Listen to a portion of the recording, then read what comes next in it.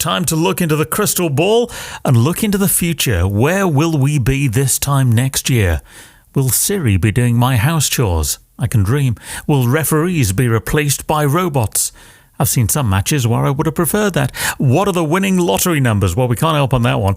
But one person who can offer a glimpse when it comes to technological advancements is Mal Fletcher, otherwise known as Futurist. Mal, thanks for joining us this morning. It's a pleasure, Danny. Good to be here. Now, you've released a report into what you reckon will be the groundbreaking advancements in 2024. They seem to be coming along so fast. Let's just go through some of them. The pandemic highlighted how important medicines, technology, and then the NHS are. We've already seen some trials of robot-assisted surgeries. Could robots do minor procedures single-handedly next year? Yeah, we might see some of that, Danny. I think AI-powered surgical bots perform complex operations even now in some hospitals.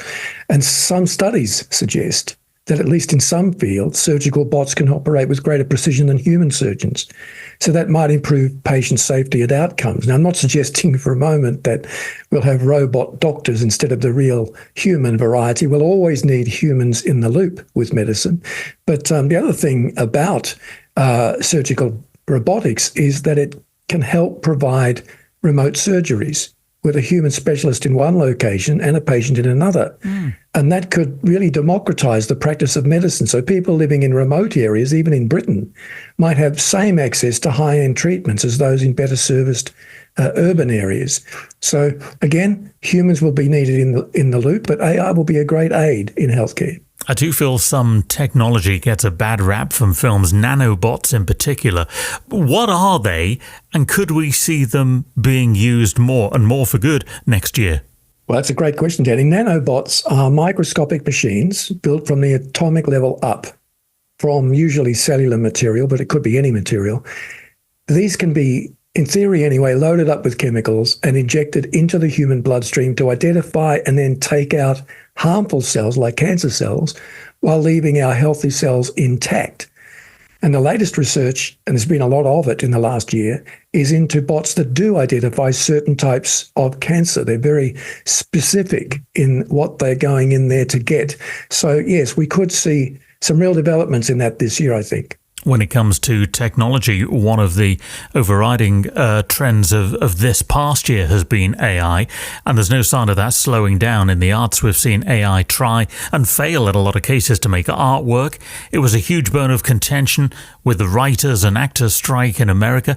Will this battle continue, or do you think AI will be embraced more in the coming year?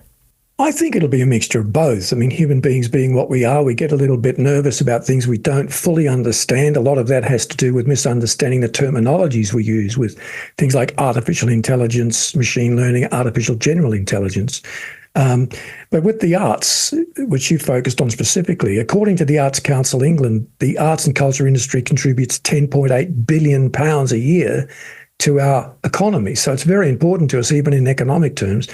And I think in the year ahead, we'll appreciate the contribution of human artists more than ever, especially in light of the rise of AI-generated artworks, both in the visual arts and in music. Now, we have to remember, most AI-generated art at the present time is human-curated.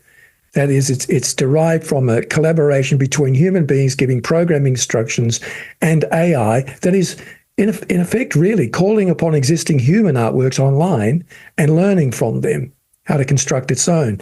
So in 2024, AI will still be relying on works produced by human beings. But I think artists in time will start to see AI as a collaborative agency rather than a terribly disruptive thing. I mean, human artists might, in a sense, employ AI systems as their assistants in the same way that, say, Leonardo da Vinci or Michelangelo did with their apprentices. So the human being's in control of the total process, but the apprentice is doing certain aspects of it.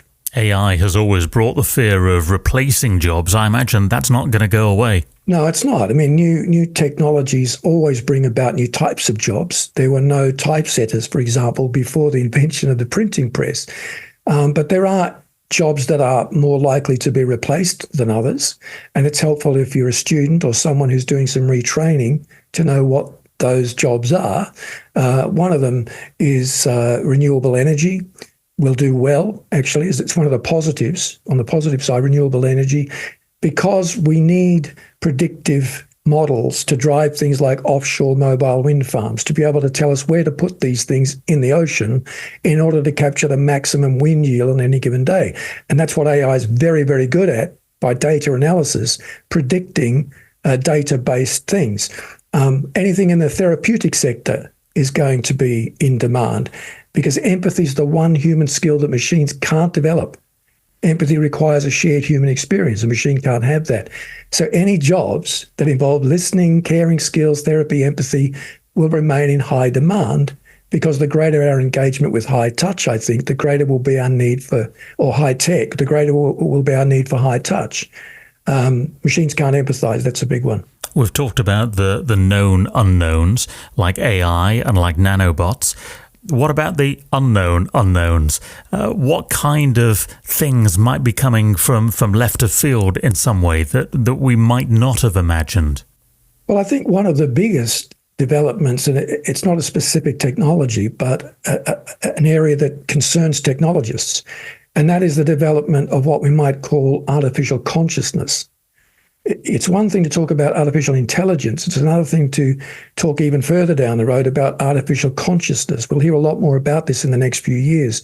But as you may have read this year, Danny, some of the great pioneers of today's AI are very concerned that we'll soon see the emergence of an artificial general intelligence, which by definition not only possesses intelligence beyond our own, but can do anything that a human being can do and do it better. But it might, in their view, also achieve a form of consciousness. And that's a worrying thing for many people. I certainly wouldn't advocate we're anywhere near that at the moment. For one thing, science still can't provide a comprehensive definition of what consciousness is. And some of the things that were axiomatic in science about consciousness a few years ago are now open to question, like whether or not the physical brain and consciousness might be two separate but related entities. That's a big question. There's a lot of research going on into things like near-death experiences now by leading neurologists, because they want to understand better what consciousness really is. So that will be a big area over the next year or so. There's more on many of these predictions for the next year on the website 2030plus.com. Always good to chat with you, futurist Mal Fletcher. Many thanks for joining us. Thank you, Danny. Have a great new year.